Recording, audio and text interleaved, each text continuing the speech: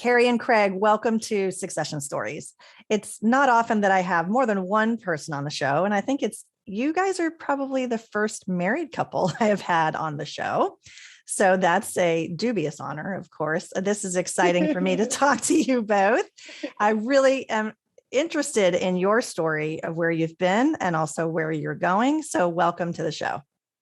Hey, thanks a lot for having us on, Laurie. We're looking forward to the discussion for sure. So you want us to give you a little bit of that background and we can take the content from there? Absolutely. I'd love to hear your backstory. Carrie, why don't we start with you? What's your entrepreneurial story and how did you meet Craig?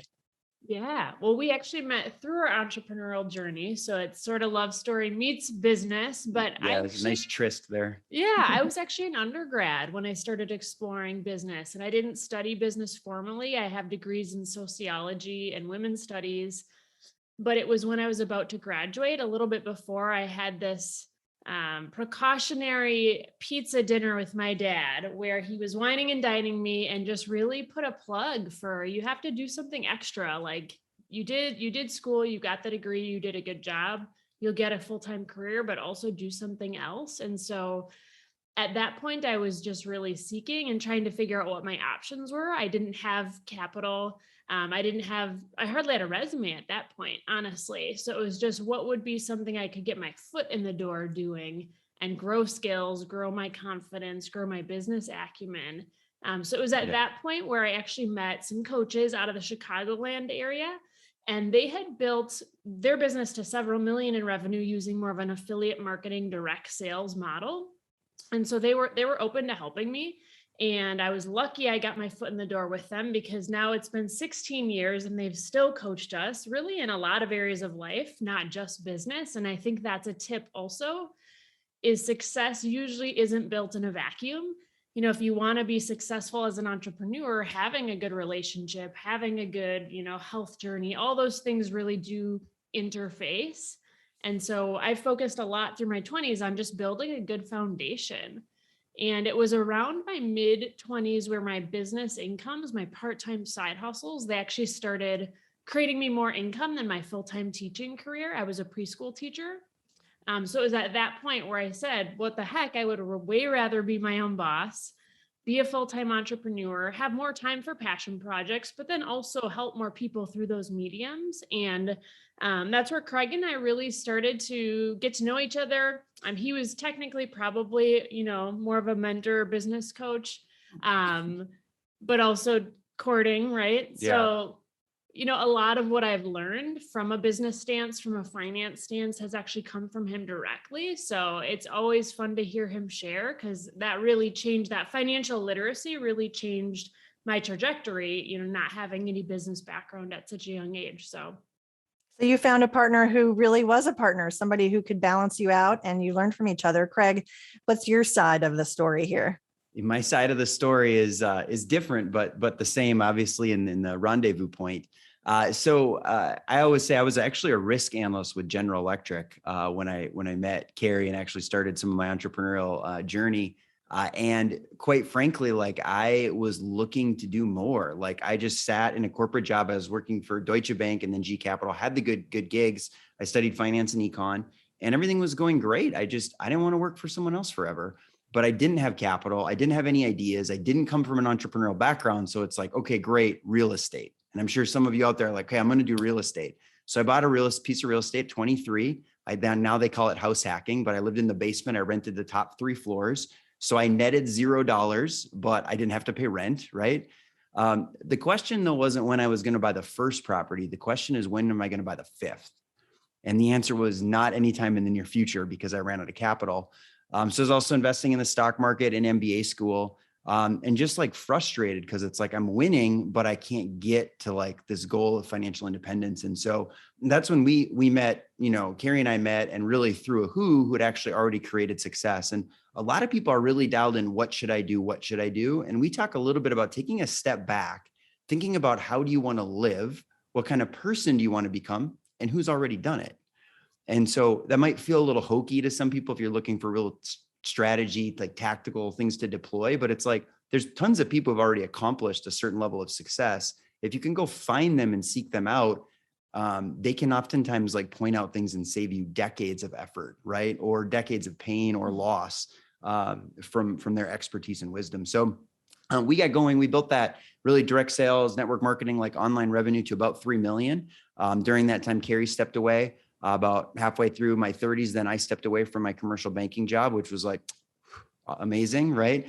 And so we rode off into the sunset to go more pursue being full-time business owners and part-time like business owners actually and parents, really, because that's what we wanted to do. But what that's led us to now, once we bought back that time, I say once we divorced our time from our money, then that really allowed us to chase more of our passion projects. So since then, we've been able to write a book with McGraw-Hill. We have a tech startup we're helping co-found, which is really fun and exciting in the automation space.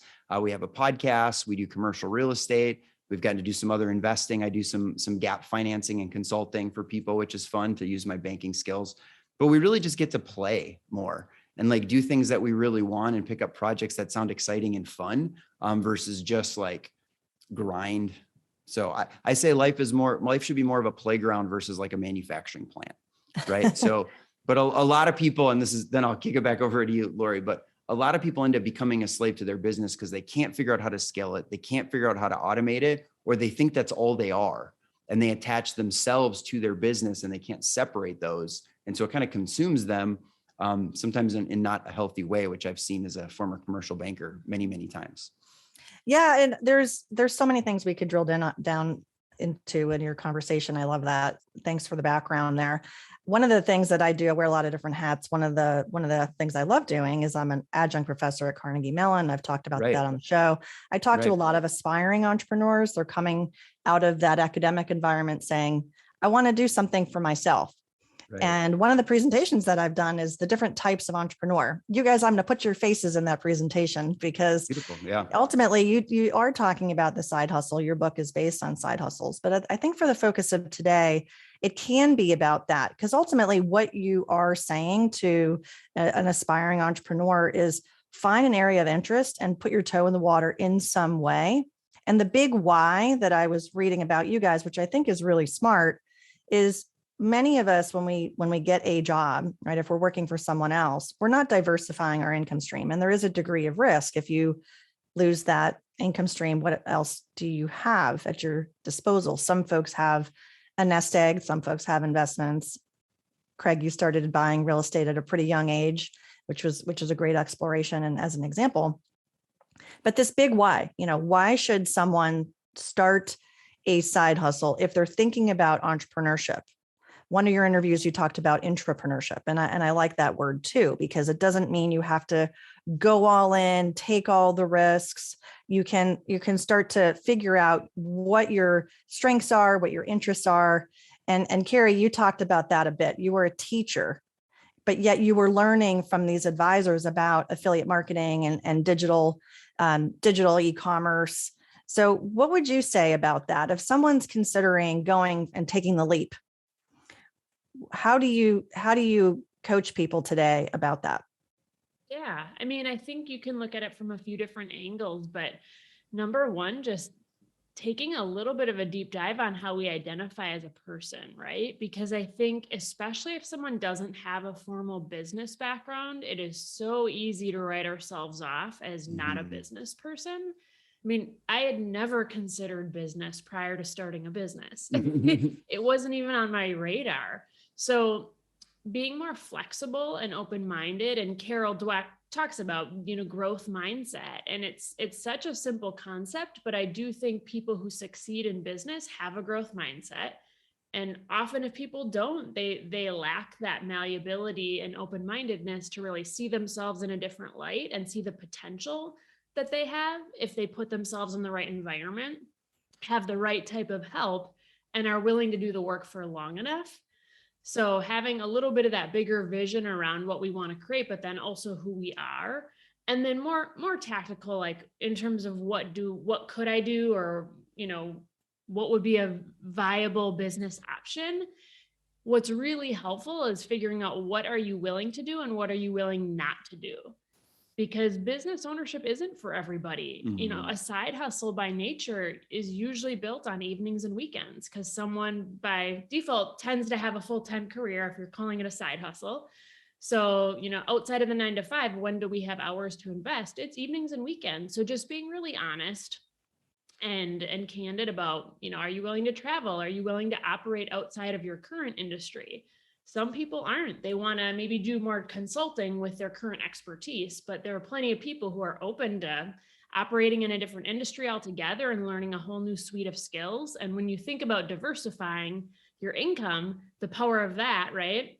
Think about the power of diversifying your suite of skills and your network, the people that you're networking with. So those are things that I was energized around. And I think if you sort of feel that deeper energy, it's a good sign that you are more growth minded and that you'll be able to make changes, and everything's a skill set ultimately. So. And Craig, for you, talk about surrounding yourself with people. I saw, you know, an article that you wrote, I think it was on CNBC, about being the smartest versus finding people who are smarter than you. And maybe it's not smarts, maybe it's skill set. But what did you mean by that? In the corporate world, you usually want to be the smartest person in the room, right? So that you can look good, smell good, and like get the promotion. In the entrepreneurial world, you know, especially when I think about like the tech startup that we're helping with, I want to be the dumbest person on the team because I know I have a certain level of competence in an area, but there's a lot of areas that I don't know anything about software development. I don't know anything about some of these other things. And so it actually takes a really healthy ego. Because what happens for a lot of people, if they've had a lot of academic success, let's say, then sometimes this ego gets really high, like I'm smart, I'm intelligent, which I'm sure you are, but that doesn't mean you know how to build a business, right? If you never have. And if you've built a business in one sector, that doesn't mean you can just switch sectors. And so what I've found is when I go into something with a sense of like humility, but that doesn't mean I'm bad or I'm weak or I'm not good. It just means I don't know this topic or this subject or this arena. And so like when we wrote our book, we got just McGraw-Hill just ripped us apart, like in a good way. Like we didn't know what we were doing. We'd never written a book, but it was like that willingness to put ourselves out there and just be around people who are editors for 20, 30 years and really smart. It's like awesome because then you learn a ton. Like I'm sure some of the things that you know and some of your deep expertise, Laurie, I don't really know about. So it'd be fun to maybe have you on our show someday or whatnot, but then like really dive into that, because then it's not about you being smarter or better than me. It's about how can I learn from you? And then I get better as a function of that. It sounds easy. It sounds like, oh yeah, of course we should all do that. But many of us don't. And I've caught myself not wanting to be the smartest or wanting to be the smartest at times when it's not the best play. It's really not if you want to grow long-term. A lot of folks on the show, we talk about this idea of building a business, scaling it, creating enterprise value, and then having some sort of transition, maybe selling, maybe passing along to family. You're building a scalable business. You're creating, I think, an enterprise. You have several businesses under one roof. How do you two think about where your businesses are going for the future? Carrie, do you think about building these businesses so that you can one day transfer them to management or to your kids, who I know are pretty young right now, but how do you think about the future of the companies that you're building? Yeah, I think it's a good question. And I think at 22, when I launched my businesses, I had a very small version of the long-term vision in mind. It was more just, I want to build something and I want to take ownership and have that autonomy. But absolutely, as we've scaled, everything we've touched, I think there is an element of just thinking a lot more longer term than I ever did in my 20s, and just thinking about how do we create more legacy and generational income. And the other aspect is just how do we create more time wealth for ourselves and for our children. So as Craig talked about, really divorcing the time from the income, and that takes time, right? That's not a quick process, but that was why we were willing to do a fair amount of work for long enough, because from the beginning, that felt like the most important thing was the time element. Yeah. Time wealth. Yeah. And I think now when we enter a business venture, not so much when we were in our 20s, but now we have a very clear goal to exactly to your point, which we didn't early on. And so like with the tech company, the goal is to get it to 50 million in 5 years and flip it, right? That's very different than some of the companies we operate now, which we'll kind of always be involved with. We love, we enjoy, but we'll be able to sort of, there's enough passive or passive progressive income where we can kind of fade in and out, right? Some of the investing we love, but there's always like a target of what you want to do. And I tell people, it's really hard to get to said destination if you don't have a specific address. Because you punch in south in the GPS, you end up in Arizona, your kids want to be in Disney World, you're going to have a very upset minivan, right? So if you have a destination when you get into your car, why would you not for your life and for sure for your business? So if you can start with that end in mind, everything now becomes a strategy to get there, and you can surround yourself with the people who have already done it. Probability of actually succeeding is much higher when you know what succeeding looks like. So Yeah, it's a that's what great I like to question and say. an important one. Yeah. You need a roadmap. You need a roadmap to be able to get to where you're going, but you have to know where you're headed for sure. Some people listening are business owners and they are working 70-hour work weeks. They're living that lifestyle that you were saying, that maybe they haven't been going to the baseball games and maybe their health is deteriorating and they have all this weight on their shoulders. Perhaps they've been thinking about starting something on the side. Maybe it's in real estate. Maybe it's a new venture to make a change and a transition. And I know it's not an easy thing to do. Do you have a sense of time to say, yeah, if you get started now, realistically, this is something that you could grow into over 3 years, 5 years, 10 years? How do you talk to your clients and coach them about making that leap? And when is it the right time? Also an important question, especially for someone who's considering it. So a few things is you want to make sure to catch yourself and you don't fall into the serial, we call it side hustler, but serial entrepreneur, serial SER, with not the cereal you eat, where you're always hopping, because there's some people who are always hopping. So then you never build something substantial. Then you can never reap like the actual autonomy from it and like the real benefits. But it's really important to figure out a way, if you have a business, that you start to develop an exit strategy ASAP if you want to move out, or you develop some strategy to automate it and outsource. And so I use an example in the book as like, I had a client who had a lawn care business, but he was always working super hard so he could make more money and buy more equipment and have more loans. I'm like, why don't you just hire somebody instead of net profiting 300? Why don't you net profit 150? Hire somebody for $150,000 or two people to run it, and you don't have to do anything.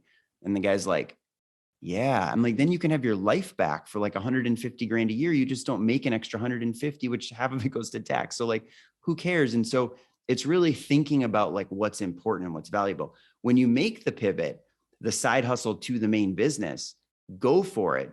But what I recommend is making sure number A is fairly stable. And then B, again, be humble and then get around other people who are successful. Don't think because you've had business success in one industry, now it's just going to transfer right away.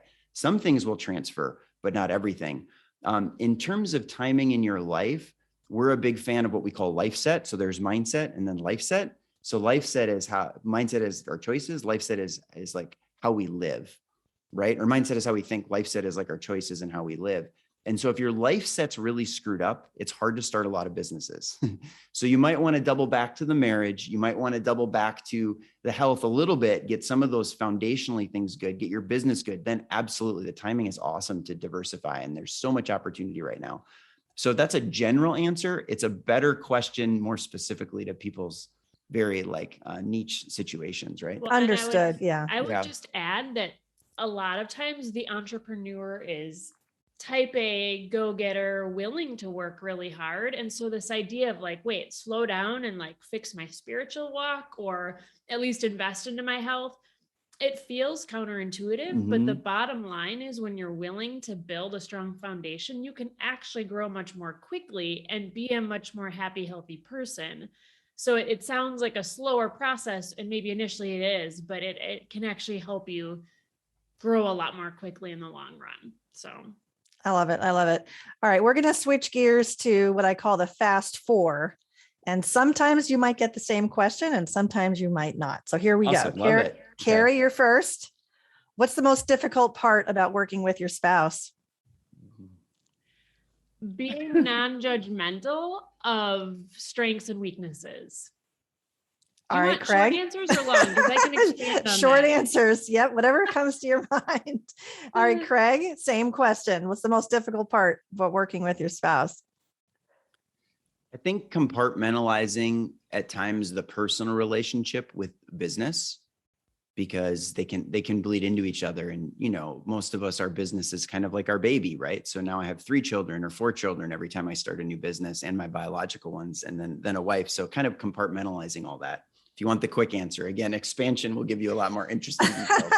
No, we'll go for the quick. And your kids are Yep. 4 and 8, so they're little right Right. now. Yes. Yes. Carrie, favorite places or things for inspiration? I think TED Talks are really powerful. I also think just like hard copy books, a lot of old school timeless books like 7 Habits, and 7 Habits, so amazing. Yeah. we love that one. So Got to sharpen your saw. Craig, what energizes you the most about your work? Oh gosh, I love being challenged, and I love being forced to develop new thinking and new skills.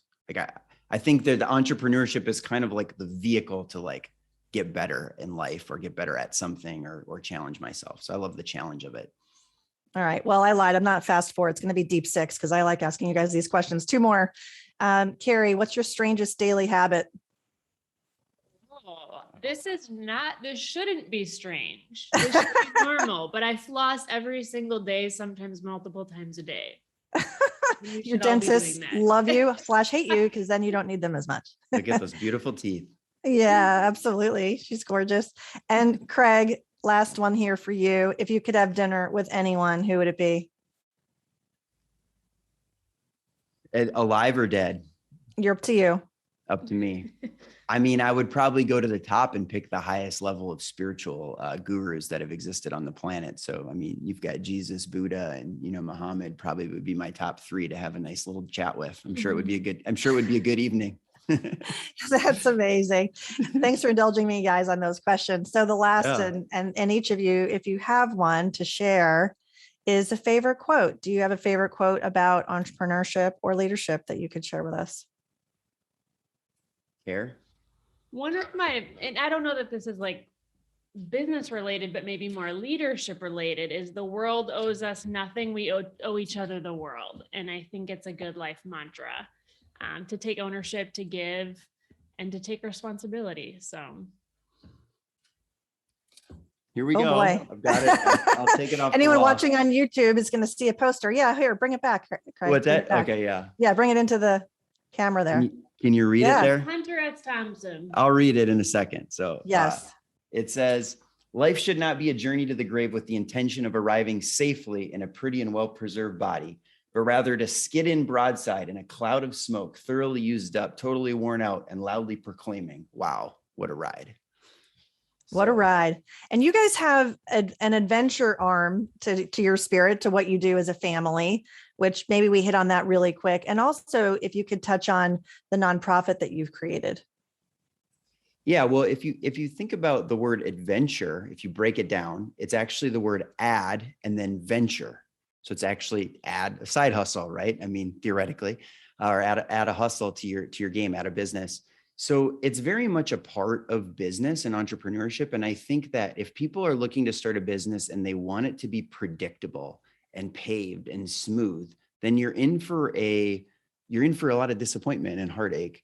But if you think of it as an adventure, like I'm going on a hike or I'm going on a wilderness expedition or something, then all of a sudden, the business itself becomes its own adventure and its own joy as you're going through it. Not always easy, not all every day is beautiful, but that's an adventure, right? That's not like a walk in the park. And so I think that's one of the best ways, or we've incorporated adventure into our life, right? I mean, is to just be able to say, hey, what the heck, let's start a podcast. Hey, what the heck, let's write a book, let's start a nonprofit, right? So you want to speak to the nonprofit quick, honey? Yeah. So the nonprofit, we're looking to have 3 arms, but the current arm that we are focused on growing is actually helping an existing nonprofit called Before 16, who's helping older children in the adoption process find families, just because there's such a small percentage. Once you get to a certain age, the percentage of adoption goes way, way, way, way, way down. And then children usually sit in the orphanage system, especially in other countries like Colombia is one of the main international markets that we're focused on helping. They age out at a certain age, and just the reality is very dire for, teenagers at that point. So working on, getting grant money for adoptive families who want to adopt, but maybe just don't have that initial fund to be able to do that. Mm-hmm. And we're just warming up. We're excited to add other arms to it. The nonprofit is called Tandem Giving. And, it was just always a vision of ours on how do we actually create something that creates like really genuine impact for people who need it. So finding families felt like a really good start for that. So That's beautiful. You guys you're so mission driven in what you're doing. And so extending it into these, how you spend your time, talent, and treasure, right? It's all part of your ecosystem and not just the business enterprise, but also this social enterprise. Sorry, Craig, I cut you off there. Oh, yeah, I was just going to say, I mean, if we really think about the thought, our children or our family were with them during the holidays, to have the thought of a child without like a family to like be with on the holidays just feels like, really heart wrenching and really moving to us. And so I would say whatever area you're giving in, find something that really is moving. But if there's any way people want to support, they can give $5 or 5,000. We've had bigger and smaller. So whatever works, they can go to Tandem Giving on our website. Yep. Well, that's probably a great spot to end. I was going to ask if there's a best way to get in touch with you to give into your charity. So you mentioned that link already. Any other ways if folks want to get in touch with you guys? Yeah, so people can actually just go to tandemconsulting.co, and we actually didn't do any social media. We didn't have any presence online at all until really the last couple of years. And now Carrie's done a great job on LinkedIn. I'm also active there.